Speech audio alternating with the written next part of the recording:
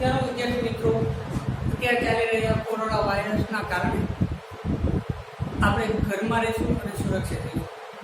આપણે અને આપણા પરિવારને પણ ઘરમાં રાખવા માટેના આપણે પણ સૂચન છે એ આપણે આપી શકાય છે, જેથી કરીને આપણું પરિવાર સુરક્ષિત રહે. ચાલો ઘરમાં રહી અને આપણે અભ્યાસ થાય તે માટે થઈને આપણે વિડીયો છે તમને મોકલતા રહીએ છીએ. ત્યારે આપણે અર્થશાસ્ત્રની અંદર પ્રકરણ પહેલાં અર્થશાસ્ત્રમાં હાલે તો એની અંદર આપણે આગળ વધીએ. ચાલો આજનો ટોપિક છે વૃત્તાંત આકૃતિ. વૃત્તાંત આકૃતિ એટલે તો કે વર્તુળનો એક અંશ. વર્તુળ એટલે તો વિદ્યાર્થી મિત્રો તમને પણ ખબર હશે કે વર્તુળ, ગોળ વર્તુળ દોરી અને એની અંદર આંકડાકીય માહિતી આપેલી હોય એની અંદર આપણે સમાવેશ કરવામાં આવે છે. કેવી રીતે? તો કે એક વર્તુળને એક સમિષ્ટ માની લેવામાં આવે છે. સમિષ્ટ એટલે તો કે સમૂહ, કુલ, તો કે એક અંશને સમૂહ માની લેવામાં આવે છે અને એ માહિતીના વિભાગો વર્તુળના ભાગ પાડી અને દર્શાવવામાં આવે ત્યારે વૃત્તાંત આકૃતિ દોરવામાં આવે છે.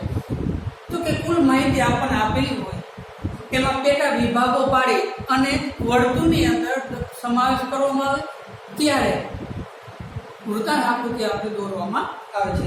ત્યારે વિદ્યાર્થી મિત્રો જે આંકડાકીય માહિતી આપણને આપેલી હોય એ આંકડાકીય માહિતી ઉપરથી આપણે વિભાજ્ય સમાકૃતિ પણ દોરી શકાય છે અને એ આંકડાકીય માહિતીના આધારે વૃત્તાંત આકૃતિ પણ દોરી શકાય છે. વિદ્યાર્થી મિત્રો ધ્યાનથી સાંભળજો કે કોઈ બોર્ડની પરીક્ષાની અંદર તેવો પણ પ્રશ્ન પૂછાય તો કે નીચેની આપેલી આંકડાકીય માહિતીના આધારે તમને યોગ્ય લાગે એવી આકૃતિ દોરી અને એનું વિશ્લેષણ કરો. આવો પ્રશ્ન બોર્ડની અંદર પણ પૂછાઈ ગયેલો છે. ત્યારે તો કે બે ઓપ્શન હોય આપણી પાસે કે આ તો કે વિભાજ્ય સમાકૃતિ પણ દોરી શકાય અને એમાંથી વૃત્તાંત આકૃતિ પણ દોરી શકાય. હવે એમાંથી યોગ્ય કઈ લાગશે, સારી કઈ લાગે, આકર્ષણ કયું ઊભું કરશે તો એ આકૃતિ આપણે દોરવાની થાય. એટલે ખાસ ધ્યાનમાં રાખવાનું તો કે કોઈ પણ એક આપણે માહિતી આપેલી હોય એમાંથી આપણે બે ચોઈસ કરવાનું થાય. ત્યારે આગળ આપણે વિભાજ્ય સમાકૃતિ જોઈએ છે, આજે વૃત્તાંત આકૃતિ દોરશું અને એ વૃત્તાંતની અંદર તો કે વર્તુળની અંદર છે એ પેટા માહિતી વિભાજન કરી આંકડાશાસ્ત્રનો જ્ઞાનનો ઉપયોગ કરી અને એના અંશમાં પરિવર્તન કરશું અને એ અંશ છે આપણે વર્તુળની અંદર મૂકશું અને એ વર્તુળની અંદર કુલ પેટા મૂલ્ય હોય છે એ પેટા મૂલ્યનું કુલ મૂલ્ય 100 અથવા તો 100 થી વધારે અને ઓછો પણ હોઈ શકે છે. પરંતુ વર્તુળની અંદર જેટલા અંશો હોય એ અંશ કેટલા હોય તો કે 360 અંશ તેમાં આવે છે. એટલે 360 અંશની અંદર આપણે પેટા વિભાગને 360 અંશની અંદર રૂપાંતર હે એ કરવાનું થાય. પણ કેવી રીતે રૂપાંતર કરવું તો એના માટેનું આપણે સૂત્ર હે એ જોશું અને એ સૂત્રના આધારે આપણે કહી શકાય કે ભાઈ વૃત્તાંત આકૃતિની અંદર 360 કેવી રીતે આપણે મૂકવા તે માટેનું સૂત્ર.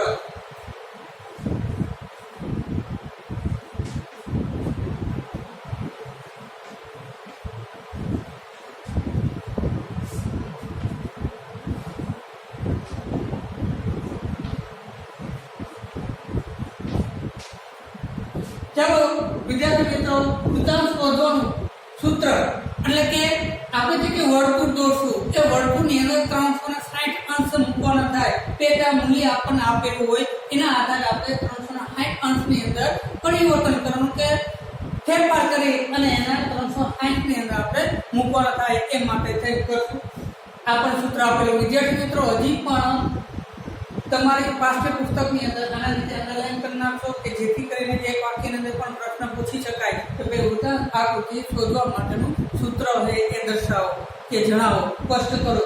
ત્યારે આ સૂત્ર આપણે આપી શકાય. હવે આ સૂત્રના આધારે આપણે ઉદાહરણ તરીકે અથવા તો દાખલા તરીકે આપણે જોશું. અહીંયા આપણે ઉદાહરણ આપ્યું હતું કે જુદી જુદી વસ્તુ પાછળ થયેલો ખર્ચ. આપણા જીવનની અંદર કે કઈ વસ્તુ પાછળ આપણે કેટલો ખર્ચ કરવી છે એ ખર્ચના આધારે આપણે અહીંયા આપણે ઉદાહરણ આપેલું છે. તો કે ઉદાહરણની અંદર આપણે જોવા જઈએ તો કે વસ્તુ અહીંયા આપેલી છે, કેટલી કેટલી વસ્તુઓ હોય અને એના ટકાવારીના આધારે તો કે ભાઈ ચોપડી પાછળ ખર્ચ કેટલું કરે તો કે 20 સ્ટેશનરી તો કે 5%, કોમ્પ્યુટર કે ફોન કે વગેરે ના તો કે 30%, નાસ્તો તો કે 30%, કપડા પાછળ તો કે 15%. આવી રીતે આપણે જે કઈ આવક મેળવી એ આવક પાછળના ખર્ચ તો કે આવક 100 છે 100 આપી દીધી એ પ્રમાણે આપણે ખર્ચનું વિભાજન એ કરાયું. આ હે ટકાવારી. તો આ ટકાવારીના આધાર પર વર્તુળની અંદર દર્શાવી ન શકાય. શા માટે? તો કે અહીંયા કેટલા આપેલા છે તો કે 100, પણ વર્તુળની અંદર કેટલા અંશ સમાય છે તો કે 360. તો 360 ની અંદર પરિવર્તન કરવું જોઈએ. એ પરિવર્તન કેવી રીતે કરી શકાય? તો કે વૃત્તાંતનું સૂત્રના આધારે 100 માંથી આપણે 360 અંશ છે આ ટકાવારી છે અને 360 અંશની અંદર આપણે પરિવર્તન કે ફેરફાર કરી આપણે કરવા માટે છે આ સૂત્રનો આપણે ઉપયોગ કરવો જોઈએ. હવે વારાફરતી આપણે જોશું કે ભાઈ કેવી રીતે આપણને પ્રાપ્ત થાય છે. ચાલો વિદ્યાર્થી મિત્રો આપણે સાથે સાથે કરતા પણ જાશું કારણ કે ઇમ્પોર્ટન્ટ છે. ચાલો પેટા મૂલ્ય વિદ્યાર્થી મિત્રો આપણે જોવા જઈએ તો પેટા મૂલ્યમાંથી તો કે જે વિદ્યાર્થી આ બધા શું ગણાઈ શકાય છે? આ પેટા મૂલ્ય ગણાઈ શકાય છે. તો પેલું પેટા મૂલ્ય તો આપણી પાસે તો કે 20, તો કે પેટા મૂલ્ય તો કે 20 છેદમાં તો કે કુલ મૂલ્ય એટલે કે આ બધાનો સરવાળો એટલે કુલ મૂલ્ય કેટલું ખર્ચ કર્યું છે તો કે 100 ગુણ્યા 360. ચાલો વિદ્યાર્થી મિત્રો કેલ્ક્યુલેશન છે એ તમે પ્રયત્ન કરો અને આપણે અહીંયા આન્સર પણ આવી જાય. તો કે 20 ગુણ્યા 360 ભાગ્યા 100 એટલે કેટલા આવે તો કે 72. તો કે 72 અંક. ચાલો વિદ્યાર્થી મિત્રો કેટલા હતા કે ચોકડી પાછળ કરવાનો ખર્ચ કેટલો હતો તો કે 20 હતો 20%. તો એમાંથી 20% માંથી આપણે 360 અંશની અંદર વિભાજન કર્યું સૂત્રના આધારે તો કેટલા અંશ આવ્યા તો કે 72 અંશ આવે. એવી રીતે વિદ્યાર્થી મિત્રો આપણે બધાના વારાફરતી છે કે આ સૂત્રના આધારે આપણે અંશની અંદર હવે કરશું. ચાલો બીજું છે 5. તો 5 ગુણ્યા 360 છેદમાં 100. 360 ગુણ્યા 5 ભાગ્યા 100 કેટલા આવશે તો કે 18 અંશ. તો 18 અંશ આયા. ત્યાર પછી આપણે જોવા જઈએ તો કે 30. તો કે 30 ગુણ્યા 360 છેદમાં 100 બરાબર તો કે 360 ગુણ્યા 30 ભાગ્યા 100 કેટલા આયા તો કે 108. 108 અંશ. ચાલો વિદ્યાર્થી મિત્રો 2 વાર 30 છે એટલે એક ને એક જ આવશે 108 પછી આવે છે તો કે 15 ગુણ્યા 360 છેદમાં 100 બરાબર કેટલા આવશે તો કે 15 ગુણ્યા 360 ભાગ્યા 100 તો કે 54 અંશ. ચાલો વિદ્યાર્થી મિત્રો પેટા મૂલ્યનું તો કે 100 થતું હતું.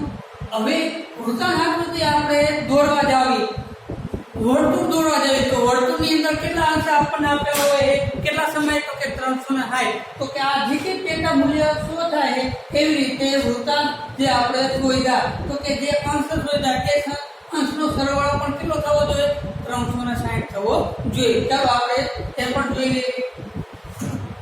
ચાલો 20 નો અંશ કેટલા આવ્યા તો કે 20 ના 72 આવ્યા 72 અંશ. ચાલો 5 ના કેટલા આવ્યા તો કે 5 ના 18 અંશ આવ્યા. ચાલો 30 ના કેટલા આવ્યા તો કે 30 ના 108. બીજા 30 ના તો કે 108 અંશ. 15 ના કેટલા આવ્યા તો કે 15 ના આવ્યા 54 અંશ. આ બધાનો આપણે સરવાળો કરવા જાવે ત્યારે કેટલો થવો જોઈએ 360.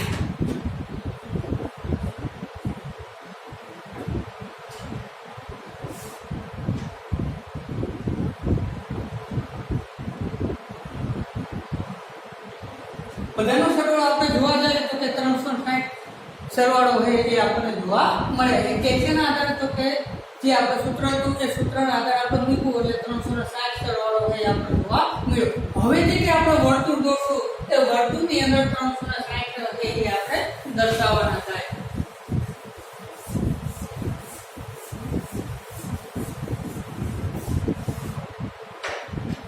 આજે કે 360 અંશ આયા એ આપણે વૃત્તાંત આકૃતિની અંદર એ દર્શાવશું. તો આપણે આકૃતિ પર જોઈએ.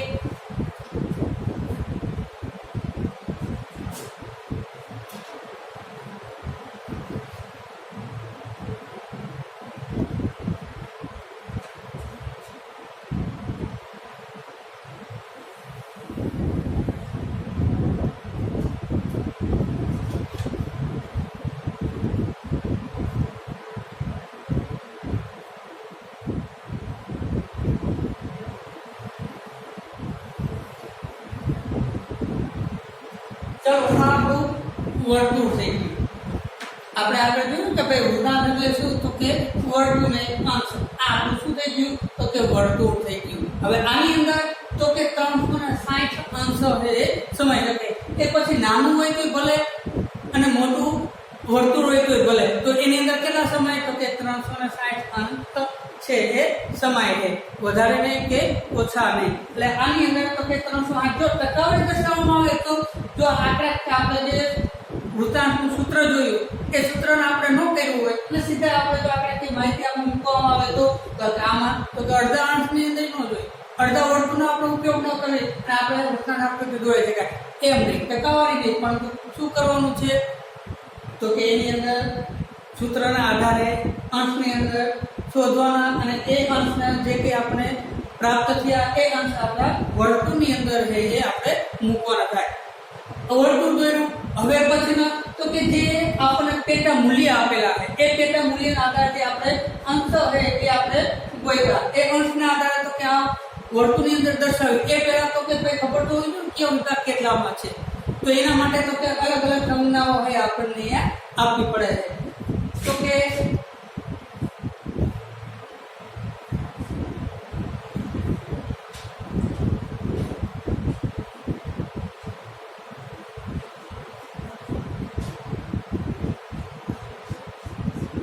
આકૃતિ દોરો તો આલેખ દોરો તો તે માટે તમારે સંજ્ઞાઓ હોય એ આપણી ફરજિયાત છે.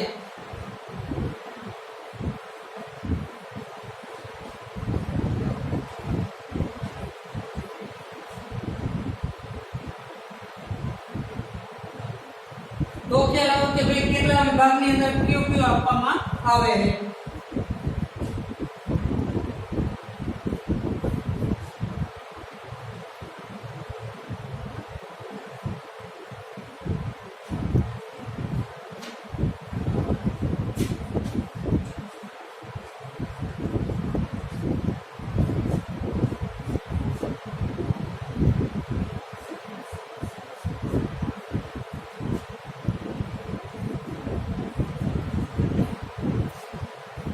चलो यहाँ आपने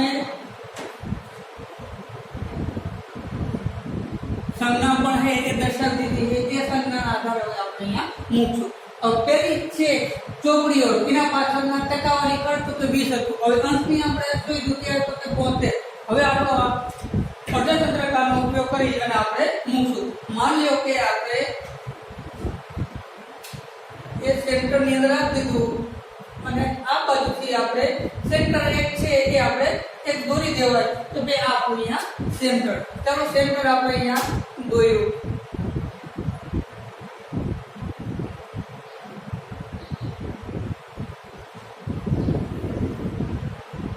ચાલો આ એક સેન્ટર આપણે દોરી દીધું. હવે આના આધારે આપણે મોટેક છે એ ચોકડી પાછળ ખર્ચ તો કે એની પાછળ આપણે જોશું કે કેવી રીતે આપણે અહીંયા દર્શાવી શકાય છે. ચાલો અહીંયાથી જોઈએ એટલે 70 તો અહીંયા 70 આવ્યું અને અહીંયા 72 આવ્યું. ચલો અહીંયા 72 તો 72 લઈ અને પાછું આપણે જોડી દેવાનું.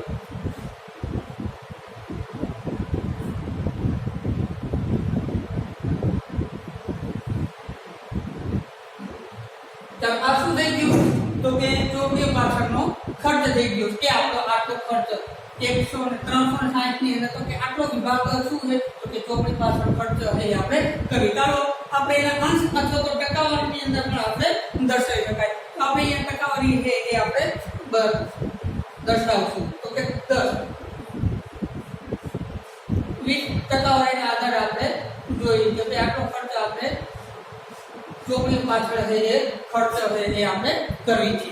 હવે એ રીતે વિદ્યાર્થી મિત્રો હવે 72 માં 18 છે. હવે 72 માં 18 પ્લસ કરો. માની કે તમારે 18 માંથી પ્લસ કરવા છે તો કે આ વર્તુળને અર્ધચંદ્રકાને અહીંયા રાખી સેન્ટરમાં રાખી અને 72 ની અંદર 18 પ્લસ કરો તો કેટલા થાય? 72 ને 8 80 ને 90 બરાબર. 72 પ્લસ 18 એટલે કે 90. તો કે અહીંયા 90 આપેલા છે તો તમે 90 ની અંદર કરો તોય ભલે પ્લસ કરી અને 90 ની અંદર એ રીતે ન કરવું હોય અને સીધો આપણે 18 કરવું હોય તો પાછું આપણું અર્ધચંદ્રકાર એ ફેરી નાખવાનું, સેન્ટરની અંદર રાખી દેવાનું અને પાછું અહીંયા 18 જોઈ લેવાનું તો 18 ક્યાં આવે તો કે અહીંયા આવે. હવે અહીંયા આમ કરવી તોય ભલે અને આમ કેન્દ્રની અંદર રાખી અને આપણે 90 ની અંદર રાખી તોય આપણે ચાલે. એટલે તમને જે યોગ્ય લાગે એ રીતે તમે યાદ રાખજો કે ભાઈ આપણે 90 કેવી રીતે કરવા અથવા તો પ્લસ કેવી રીતે કરવા છે. ચાલો આપણે અહીંયા 18 પ્લસ રાખીએ અને 90 કર્યા એમ માની અને આપણે જોડી દેવી.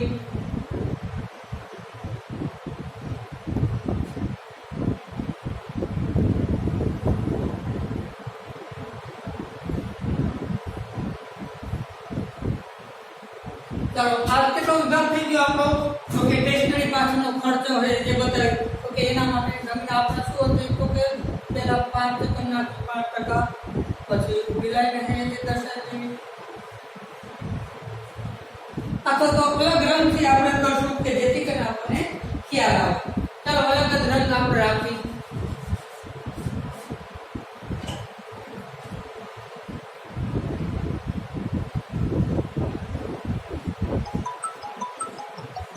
ચાલો આ આપણું શું થઈ ગયું તો કે ઊભી એ શેના માટે દર્શાવે તો કે સ્ટેશનરી. તો કે આ સ્ટેશનરી ભાગ છે થઈ ગયું. ત્યાર પછી આવે છે 108. હવે વિદ્યાર્થી મિત્રો તમને આગળ મેં કીધું કે ભાઈ આ પ્લસ કરો તો તમારું જે કે મૂલ્ય છે એ આવી શકાય. હવે અત્યાર સુધી આપણે 90 પ્લસ કરી નાખ્યા, 72 ને 18 પ્લસ કરી અને આપણે 90 છે એ કરી નાખ્યા. હવે પ્લસ કરવો જોઈએ 108 તો આમાં 108 અને 90 તો કે વધી જશે તો આમાં આવશે નહીં. એટલે આપણે શું કરશું તો કે ભાઈ આ જે બીજી રીત તમને કીધું હતું કે ભાઈ આપણે સેન્ટરમાં રાખી અને આપણે જોઈ લેવાનું તો ભાઈ 108 ક્યાં આવે છે તો કે 108 ક્યાં આવી ગયા તો કે 100 અને 108 110 108 આવી ગયા તો 108 આપણે અહીંયા આવી ગયા છે. તો 108 ના આધારે આપણે પાછું દોરશું.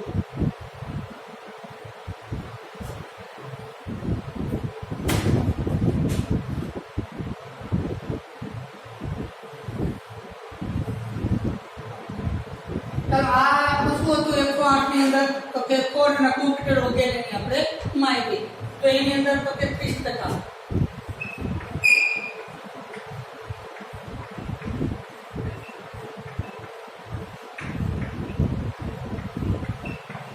આ આપણે સંજ્ઞા છે એ દર્શાવવી પડે. ફરજિયાત સંજ્ઞાઓ દર્શાવવું છે જેથી કરીને આપણે ખ્યાલ આવે, આપણે ખ્યાલ આવે અને જે બોર્ડની પરીક્ષાની અંદર જોતા હોય તો એને પણ ખ્યાલ આવે કે ભાઈ આ શું દર્શાવવામાં આવે છે. ચાલો ત્યાર પછી પાછું તો કે નાસ્તા પાછળ ખર્ચ તો કે એનો પણ 108 છે તો તેને પણ આપણે 108 ની અંદર આપણે જોવા લાગી.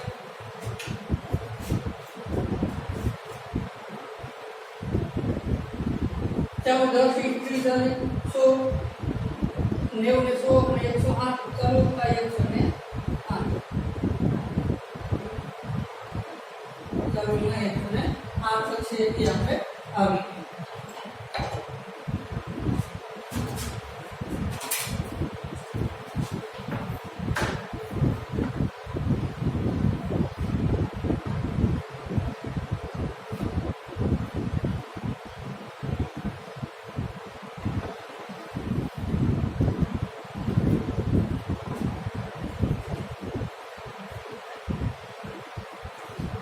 ચાલો એની સંજ્ઞા તો કે સ્ટાર અને એમાં પણ 30 આ 30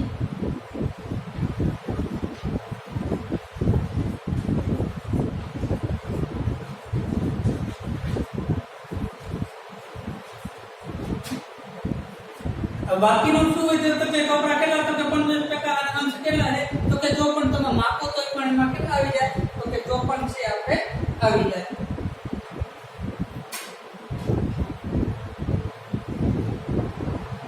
તો અહીંયાથી ગણીએ એટલે આપણે અહીંયા 54 છે આવી ગયા કે 54 વધારે કેટલા છે તો કે 54 લઈએ આપણે અહીંયા સૂત્ર છે કે શું કે 54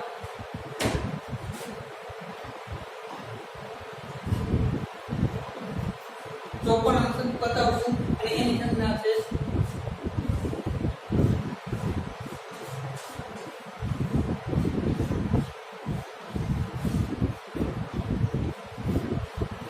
ચાલો આપણે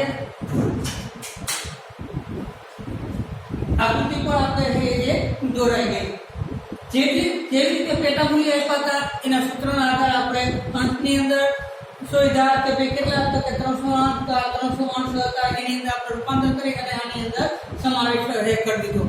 એક વર્તુળનો સમૂહ હતો એ પેટા મૂલ્ય આપ્યું તો કે પેટા મૂલ્યને આપણે એક જ વર્તુળની અંદર સમાવી તો કે માહિતીના વિભાગના પારી અને દર્શાવવામાં આવતા ત્યારે વૃત્તાંત તો કે વર્તુળના જે ભાગ હોય તો એની અંદર આ ભાગ બધા છે એ ભાગને તો એક વર્તુળની અંદર આપણે દોરી ત્યારે તો વૃત્તાંત આકૃતિ દોરી શકાય. તો આ આપણે શું થઈ ગઈ તો વૃત્તાંત આકૃતિ થઈ ગઈ. પેટા મૂલ્ય એમાંથી આપણે અંશની અંદર શોધ્યા અને એ અંશ આપણે પાછા વૃત્તાંત આકૃતિની અંદર વર્તુળની અંદર આપણે મૂક્યા ત્યારે આપણે આકૃતિ વૃત્તાંત આકૃતિ આપણે દોરી છે.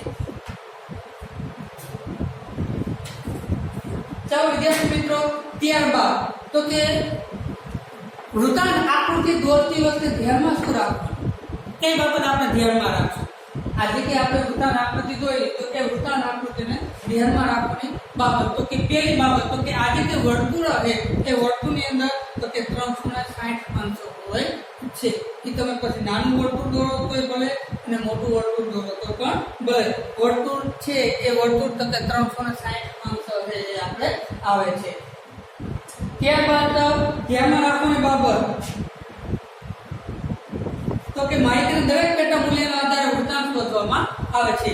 પેટા મૂલ્ય આ જે કે છે એ શું હોય તો કે પેટા મૂલ્ય એ પેટા મૂલ્યના આધારે વૃત્તાંત છે શોધવામાં આવે છે. એટલે કે આપણે અહીંયા વૃત્તાંત આકૃતિનું સૂત્ર જોયું કે પેટા મૂલ્ય ગુણ્યા 360 છેદમાં કુલ મૂલ્ય તો એના આધારે વૃત્તાંત છે શોધવામાં આવે છે. અને એ વૃત્તાંતનો જે કે સરવાળો થાય એટલે તો કે અહીંયા જે કે આ બધો સરવાળો થયો એ સરવાળો કેટલો હોવો જોઈએ તો કે 360 સરવાળો થવો જોઈએ. આપણે વૃત્તાંત આકૃતિ દોરતી વખતે ધ્યાનમાં તો કે ભાઈ આ તો છે ઓલરેડી હવે એના આધારે આપણે સૂત્રના આધારે આપણે અંશ ગોત્યા અને અંશનો સરવાળો તો કે 360 થવો જોઈએ અને થઈ ગયું. જો ન થાય તો કે આપણે જે કે આંકડાકીય માહિતી હતી એમાં કઈ ભૂલ હોય છતી હોય એવું દર્શાવે. એટલે ધ્યાનમાં રાખવાની બાબત તો કે 360 સરવાળો આપણો થવો જોઈએ તો જ આપણે સાચી આકૃતિ એ આપણે દોરી શકાય. આની અંદર તો કે 360 અંશો સમાય છે અને પેટા મૂલ્યનો ગણતરી કરી પેટા મૂલ્ય જે વિભાગો હોય એને આપણે ગણતરી કરી અને જે કે મૂલ્ય આપણે અંશ આપણને પ્રાપ્ત થાય એ અંશનો સરવાળો પણ કેટલો આવવો જોઈએ 360. તો આ બાબત આપણે ધ્યાનમાં રાખવી પડે. ત્યારબાદ આપણે આવે છે તો કે આલેખના પ્રકાર. આપણે આગળ જોયું તો કે ભાઈ આકૃતિના પ્રકારો એ રીતે આલેખના પણ પ્રકારો. એમાં પહેલો હોય તો કે સામૂહિક શૈલીના ભરોનો દર્શાવતો આલેખ. સામૂહિક શ્રેણી એટલે કે સમયગાળાના આધારે લઈ અને જે કે આલેખો દોરવામાં આવે છે. માની લો કે કોઈ પણ જાતની તમે આર્થિક પ્રવૃત્તિ કરતા હોય. આર્થિક પ્રવૃત્તિ એટલે શું વિદ્યાર્થી મિત્રો? ચાલો 11મા ધોરણની અંદર આપણે અર્થશાસ્ત્રની અંદર અને BA ની અંદર પણ આપણે ભણી ગયા કે ભાઈ આર્થિક પ્રવૃત્તિ એટલે શું? કોઈ પણ પ્રવૃત્તિ તમે કરો અને એના પાછળનો હેતુ શું હોય? વળતર મેળવવાનું. તો કે વળતર મેળવવાની અપેક્ષા કરવામાં આવતી પ્રવૃત્તિ એટલે આર્થિક પ્રવૃત્તિ. તો આવી આર્થિક પ્રવૃત્તિ કે વેપાર હોય ટૂંકા ગાળા અથવા તો લાંબા ગાળા માટે થઈ નિયમિત અથવા તો અનિયમિત. નિયમિત એટલે કે વારાફરતી આવતા હોય સમયાંતરે ફેરફાર થતા હોય. અનિયમિત ક્યારે શું થાય કે ખબર પડે નહીં એ અનિયમિત. તો આવી રીતે ટૂંકા ગાળા અથવા લાંબા ગાળામાં નિયમિત અથવા તો અનિયમિત જે કે પરિવર્તન આપણે આવે છે એ પરિવર્તનને આપણે જે પરિવર્તન આપણને જોવા મળશે એ આપણે સામુખેડીના આધારે એ આપણે દોરી શકાય છે. અને આજે કઈ પરિવર્તન આપણને જોવા મળશે એ તો કે આંકડાકીય જે કઈ સાધનો હોય એ આંકડાકીય સાધનના આધારે આપણે એ પરિબળો હોય કે પરિવર્તનો હોય એને આપણે શોધવામાં આવે છે. અને એને લઈને જે સમયના આધારે જે કે આપણે આલેખો દોરવામાં આવે છે ત્યારે તો કે એને આપણે શું કહેશું તો કે સામુખેડીના વલણો દર્શાવતા આલેખો. મહત્વનું શું તો કે સમયના આધારે જે કે વલણો દર્શાવવામાં આવે કે ભાઈ ટૂંકા ગાળાનો હોય કે લાંબા ગાળાનો હોય, આર્થિક પ્રવૃત્તિ અથવા વેપારની અંદર જે કે નિયમિત અનિયમિત જે પરિવર્તનો જોવા મળે છે તો એના આધારે આપણે સામુખેડીના વલણો દર્શાવતા આલેખો આપણે દર્શાવી શકાય છે. ત્યાર પછી બીજો પ્રકાર આવે છે તો કે સતત આવૃત્તિ વિસ્તરણ ધરાવતી માહિતી માટેના આલેખો. સતત આવૃત્તિ વિસ્તરણ આગળ પણ આપણે જોઈ ગયા કે ભાઈ આકૃતિ દોરવા માટે તો કે સતત માહિતી આપણને અસતત માહિતી આપણને આપેલી તો એના ઉપરથી આપણે આકૃતિ છે દોરી શકાય. હવે હે તો કે સતત વિસ્તરણ માટેની ધરાવતા માહિતી માટેના આલેખો. સતત આલેખની અંદર દોરવા જવું હોય ત્યારે તો કે સતત માહિતી આપેલી હોય ત્યારે આપણે આલેખ એ દોરી શકાય. અને એના માટે તો કે આંકડાશાસ્ત્રનું ઊંડું જ્ઞાન આપણી પાસે હોવું જોઈએ. ચાલો સતત આવૃત્તિ વિસ્તરણની અંદર આપણે જોઈ જાય તો કે 10 થી 20, 20 થી 30, 30 થી 40 આ શું થઈ ગયું તો કે સતત આવૃત્તિ વિસ્તરણ. તો આ સતત આવૃત્તિ વિસ્તરણ આપણે પણ આગળ છે એ આપણે આલેખો છે એ આપણે જોઈ ગયા. એની અંદર તો કે છ આલેખો જોઈ ગયા આપણે. એ માટે આવૃત્તિ વયસ્કોણ જોયું, આવૃત્તિ વક્ર જોયું, સંજય આવૃત્તિના વયસ્કોણ. આ બધા શું છે તો કે સતત આવૃત્તિના આધારે આપણે આલેખો છે એ આપણે દોરી શકાય. એવી રીતે કે લઘુગુણક લોક અથવા તો લોક આધારિત આલેખો. લઘુગુણક જો કે તમારા આંકડાશાસ્ત્રની અંદર માહિતી આપેલી હોય કે માહિતીને આપણે લોક એન્ટિટી લોકની અંદર આપણે જોઈ અને એના આધારે આપણે આલેખ પણ દોરતા હોય છે. તો આપણે અહીંયા આલેખના પ્રકારો છે એ આપણે જોયા. ચાલો આ પણ છે એ આપણે નોંધ કરી લેશું. બે વાક્યની અંદર પ્રશ્ન પણ પૂછી શકાય. આલેખના પ્રકારો છે એ જણાવો.